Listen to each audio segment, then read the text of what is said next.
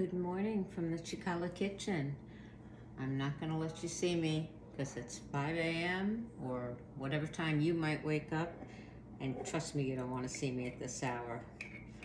Later on, you'll see me. This is a special request redo of a video I did. Someone wanted to see how I make my bread. I do this pretty much daily. There's flour. Here's yeast.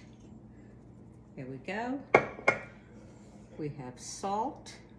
At the end of this video, I will be giving you all the measurements and you'll see what I bake it in. Give it a quick mix. I use a Danish dough whisk. I'm sorry, I'm half asleep still. This is a Danish dough whisk. You can mix it with anything. Warm water. I find this the easiest. It cleans up the easiest and it mixes it all up well. Once this is all mixed, I will cover this with plastic wrap, saran wrap, cling film, whatever. It will sit on my kitchen table until early afternoon, 12, 1 o'clock, 2 o'clock, whatever. Just give it 6 or 7 hours. Doesn't have to start at 5 a.m. It just happens to be when I'm up. See this? It comes together in literally 10 seconds. Just like that. This is ready, just like that. I'm going to sit it on my table covered with plastic wrap until I'm ready to go. I'll be back and I'll show you what we do. Hi guys, so I'm back, and as I said, this was a request from a follower who asked me how I make my bread. They saw it on one of my Instagram stories. So first thing I'm going to show you is when I bake it, I do it in one of these two pans. This is a cast iron when I want a round loaf, and this is a clay pot, and as you can see, it's an oval, and this is actually what I'm going to use today, which my husband likes for making sandwiches. So that's what I'm going to use today. Let me put this down. In either case, we need a covered, heavy pan. So here's what I do. I line it with a piece of parchment paper. Shove it in there. Actually, if you crumple it up, it goes in better. I'm going to put this off to the side. I'm going to put a little bit of flour here on my board and show you what this dough looks like. Now it is about 11:30 here, so that dough has been sitting on my kitchen table since about 5:15 this morning.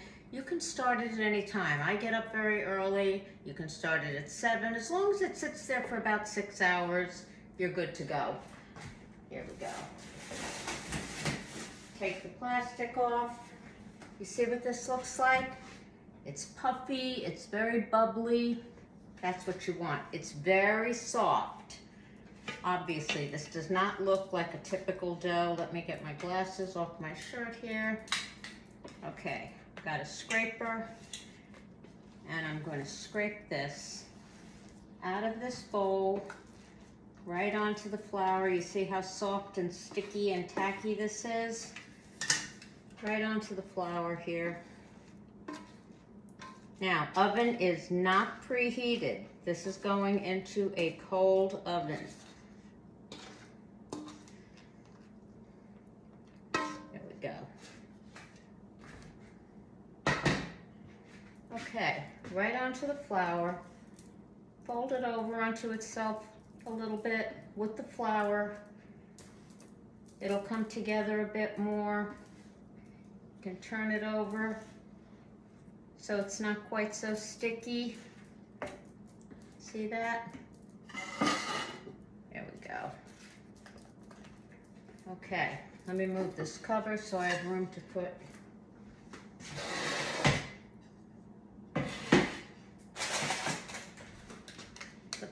come back. Okay, I'm going to pick up this dough. Once it's got flour all over it, you'll be able to pick it up, dump it right in the pan, right on the paper. There you go. Okay. There you go. I usually take my scraper and just kind of make a cut down the middle, but you don't have to do that. Now, your choice. If you want to sprinkle some sesame seeds on top, you can do that. Now, again, this is something I do, totally optional. You don't have to. I usually take the cover, whatever I'm using, whether it's this or the cast iron, and I spritz it with a little bit of water so some steam will build up in there. That's my option. I want some steam to build up in there. I think it makes for a better crust. That's me. You're going to cover this, put it in a cold oven, turn the oven on to 450, set it for 35 minutes, uncover it, and another 20 to 25 minutes uncovered. When it gets a nice golden brown, more to the brown, look for the color you want, take it out, put it on a cooling rack, and you're good to go. We will be back then. I'll show you what it looks like, and you're going to have a beautiful loaf. At the end of this video, I'm going to have all the measurements for you, the amounts of flour, yeast, salt, water, everything you need, temperature. Everything will be posted at the end of this video, so you have everything you need, and optional stir-ins. I have done this with cheese, I've done it with olives, I've done it with cured meats. Everything you need will be at the end of this video. I'll see you in a little bit. 450, cold oven. Okay, so today, it actually took 30 minutes uncovered, but here's our gorgeous loaf. Nice and crunchy right now. It will soften up as it cools off. Buon cibo, buon amici, good food, good friends. I hope you enjoy, and to the person who requested this, I hope it's easy enough. As I said, the directions will be up at the end of this video. Have a wonderful, happy Sunday, and we will be having some great videos coming up. Tomorrow we will be doing pasticcioti, an Italian pastry, which I think you will really, really love. See you tomorrow. Come join us again. Bye. Okay, so we have 3 cups of flour, either all-purpose or bread flour. I used bread flour today, but it's absolutely your choice. I've done both. 1 rounded teaspoon of yeast, 1½ teaspoons of salt, 1 3/4 cup of very warm water.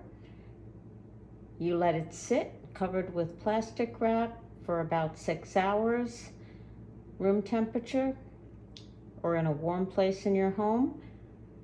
In the oven at 450 for 35 minutes covered, 20 minutes uncovered, maybe 25 minutes, check the color.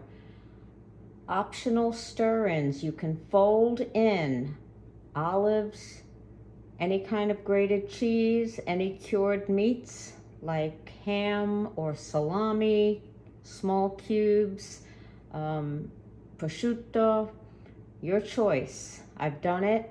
You can top with sesame seeds or poppy seeds. Again, your choice. Play with it. I would suggest making it plain to start. See what your family likes. Buon cibo, buon amici, enjoy.